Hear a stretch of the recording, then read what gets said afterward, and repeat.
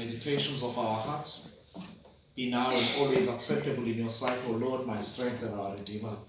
Amen. Amen. Please sit.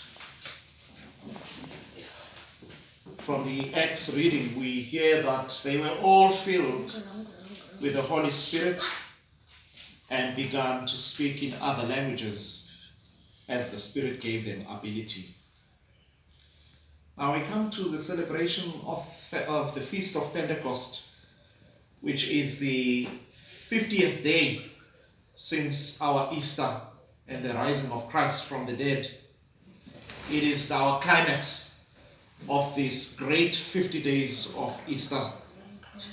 And again, it is interesting that we celebrate it while we are behind locked doors and confined to a particular space, because it speaks something different. That on its own is different to what the Spirit of Pentecost aims to do for us. Because Pentecost is one of those feasts that remind us that God operates way beyond space and time. Because God comes breaking into humanity, and He breaks into our spaces and our lives, and so that with God's presence we may be liberated. So that as we encounter that breaking in of God in our lives, we may be able to go out and fill the entire space, the entire world, and everybody gets to know who God is. I always imagine this hot air balloon, where you pump out all the fire.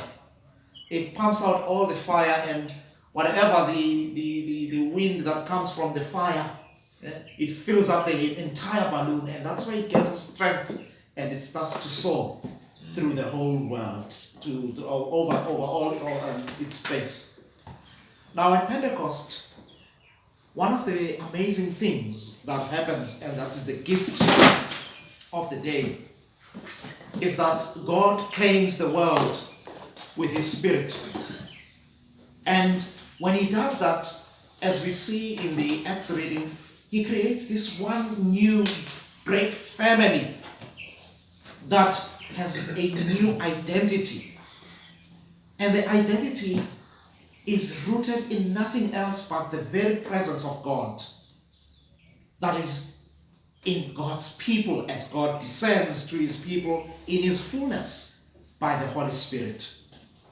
The Acts reading highlights one particular aspect, which I can say is the function of God when He comes to His people in the Holy Spirit, is that when He says the Holy Spirit filled all of them, and they began to speak in other languages as the Spirit gave them the ability.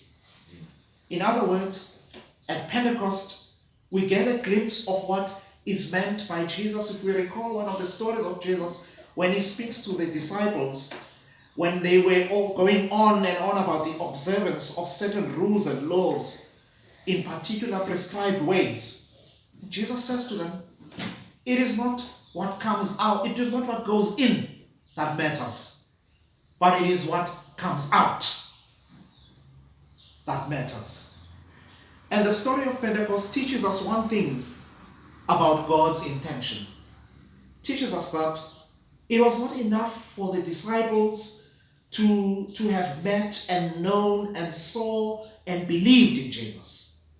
It was not enough for those who had encountered and experienced Jesus in their own lives, in His ministry, that their faith was confined to themselves. But what the Spirit aims to do is that faith does not become a personalized thing. God's intention from the beginning was that everybody will get to know who God is. And with the coming of the Spirit, there is this filling in with the Holy Spirit in order to empower the church, not to be self-centered, but for God to be spread out like a contagious disease, as I say, because the experience and encounter of Jesus in His ministry was so that everybody may know the deeds of power, the power of God's deeds, and and like this contagious virus becomes spread out, and with the outpouring of the Spirit from within to without, so that everybody gets to grasp a little bit of God. And the key teaching around this is that no one who experiences the Spirit of God was meant to have any fear. The Spirit enabled everybody with courage and boldness, with confidence, to reach out and make God known to all people. And how this is demonstrated in the Acts reading is how there is the presence of all these nations that get named in this story. And all of them, when the Spirit has entered and has filled those small, who were the small number that was confined in the room, in the upper room, but they come out and they present themselves to this crowd, who then get to hear them, and amazed and astonished, it says, they get to hear everything that they say in their own languages.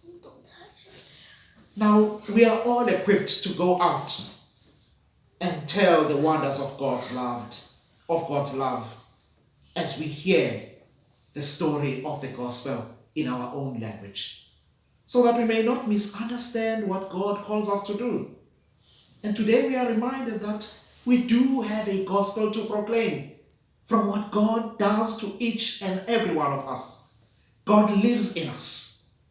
He was reincarnated in order to be with us, in order for us to be one with him. When Jesus came and descended from the heavens to be with his people, that was the incarnation. And with the coming of the Holy Spirit, God descends into humanity once again, which is why we always call the story of Pentecost the story of the rebirth of the church.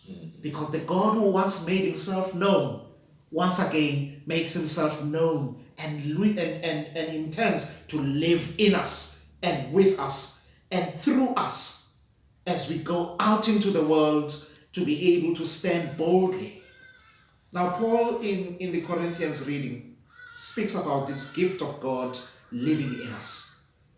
We have a share in the spiritual powers of God in our own lives. Let those give us that strength to continue to live out our lives of the Spirit in fullness.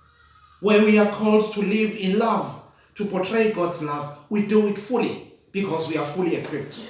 Where we are called out to live out God's compassion, we do it fully. Where we are called to live out the peace of God, the forgiveness of God, the kindness of God, the goodness of God, the gentleness of God, we live out that fully, because it is in the life of the Spirit that we have a little bit of God in us, so that we have something of God that we will be able to show in the world.